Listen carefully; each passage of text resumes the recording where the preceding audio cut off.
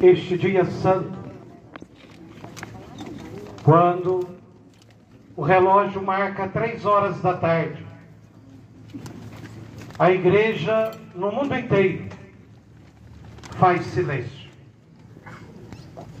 Não há canto, não há flores, não há toalhas sobre o altar, não temos velas acesas, nenhuma dor, somente o silêncio.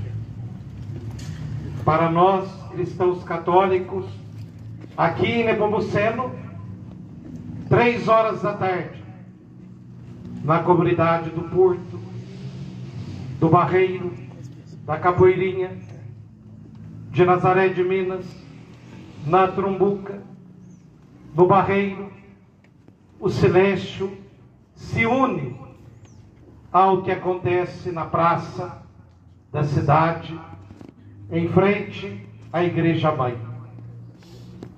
No silêncio, com a ameaça de chuva e um forte calor, o povo se reúne.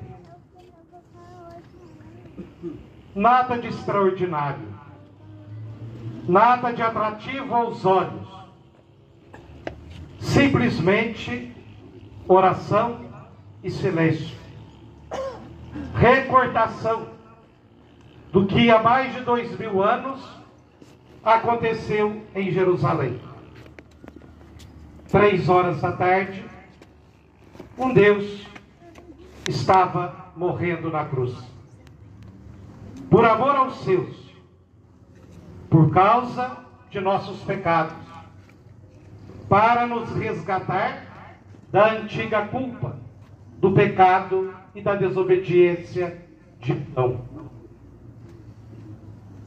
Nas mãos de Deus, o Filho se entrega.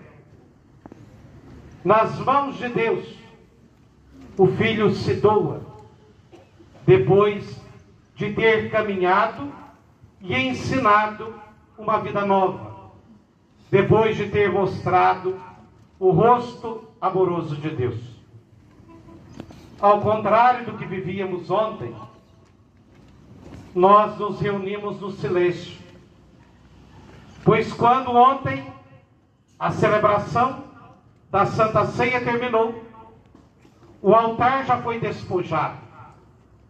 Nem bênção tivemos quando a celebração terminou. Nenhum sacramento mais foi realizado dentro da nossa igreja. Nenhum batizado, nenhuma confissão, nenhum casamento, nenhuma Eucaristia, nada. Pois diante da entrega de um Deus e diante da traição, o mundo se cala. E a consequência da traição de Judas, nós acabamos de ouvir no relato da paixão. Como é marcante neste relato o papel do povo inflamado pelas autoridades religiosas da época. As autoridades religiosas e políticas, as mesmas pessoas que aclamaram Jesus no domingo passado, acolhendo-o como rei e mestre na entrada a Jerusalém, agora já mudou de ideia. Não é mais o rei dos judeus, mas sim aquele que deve ser crucificado, aquele que deve morrer. Não é mais o Salvador, mas é aquele que deve ser condenado como se fosse um grande malfeitor, condenado a morrer na cruz. Nem os seus estão por perto. Como é triste ver a situação que Pedro se encontra na narrativa de hoje. Pedro, quando ele diz ali 3 vezes que ele não conhecia o Cristo, de fato ele não está mentindo.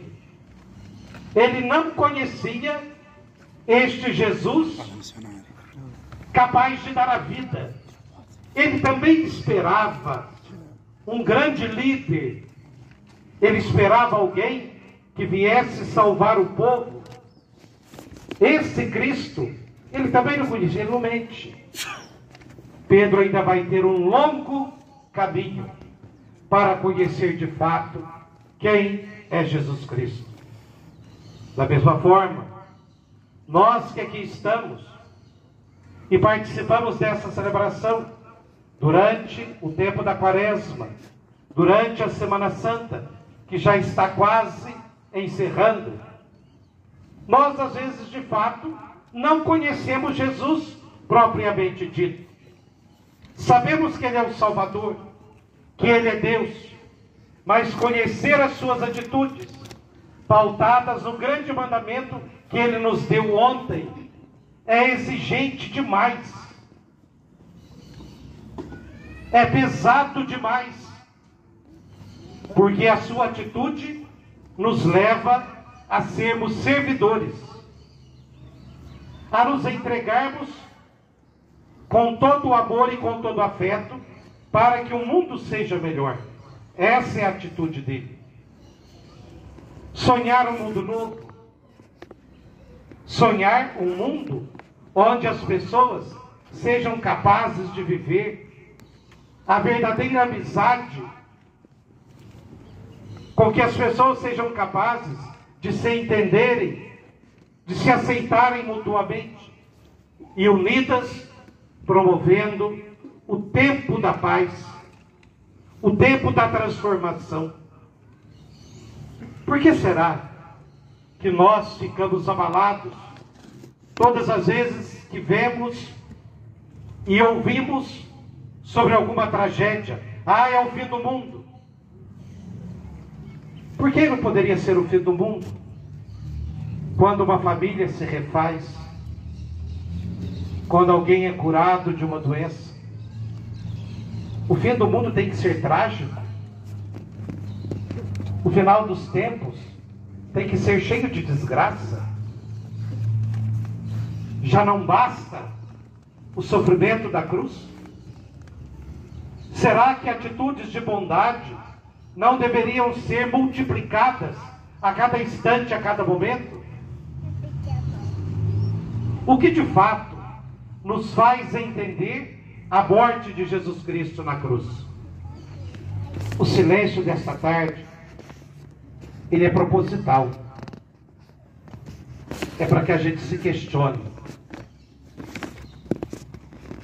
A falta de ver o crucificado, uma imagem, algo que nos leve a contemplar o sagrado, é justamente para que a gente aprenda a observar o que há no íntimo de cada um de nós e que muitas vezes continua a pregar o Cristo na cruz, continua a condenar o Cristo a esta morte vergonhosa, quando nós não nos comprometemos com o que Ele nos ensinou na ceia de ontem. Nos alimentamos ontem na ceia do Senhor. Fomos para casa e ao longo do dia esperávamos este momento às 3 da tarde. Desde muito cedo, muitos dos irmãos de vocês estavam preocupados. Mudamos o lugar, carregando cadeiras. De repente, seja o que Deus quiser. Não, vai ser na praça mesmo. Muitos organizando lá embaixo para o descimento. Se vai dar para fazer, a gente não sabe. Mas vamos fazer a nossa parte. Sonhando este momento. Trabalhando. Um exército para lá e para cá. Desde a equipe de liturgia, na madrugada, a pastoral da comunicação, colocando as coisas no ar, para que tudo hoje já pudesse estar sendo divulgado o que havia acontecido ontem. A igreja, na calada da noite, no silêncio da morte do Cristo, luta pela ressurreição. Por que eu estou dizendo isso? O silêncio desta tarde que nos envolve, faça um propósito.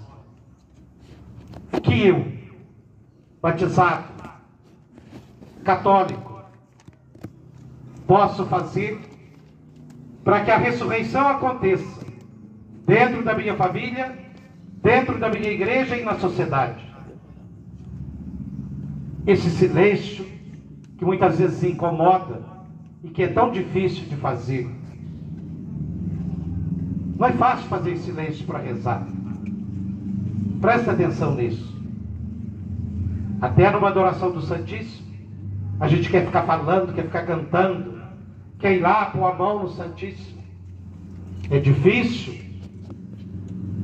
a criatura ficar diante do Criador e às vezes sem ter o que falar. E diante da morte do Cristo, não tem muito o que falar, não. A gente precisa entender. A gente precisa viver esse mistério. A gente precisa calar o espírito, calar o corpo, silenciar a alma. Às vezes a nossa vida de igreja é com tanta falação, com tanta coisinha acontecendo.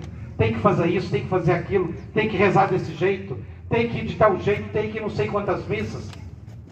Silencia. Tudo isso está te levando a quê? Você está ressuscitando? Você está vivendo a paixão do Cristo em cada fase, em cada época da sua vida? Está havendo ressurreição? Ou será que, como Pedro, nós ainda não conhecemos o Mestre? Ou será que estamos iguais às autoridades religiosas e políticas da época de Jesus, que tem medo da ressurreição, tem medo da verdade, tem medo da luz?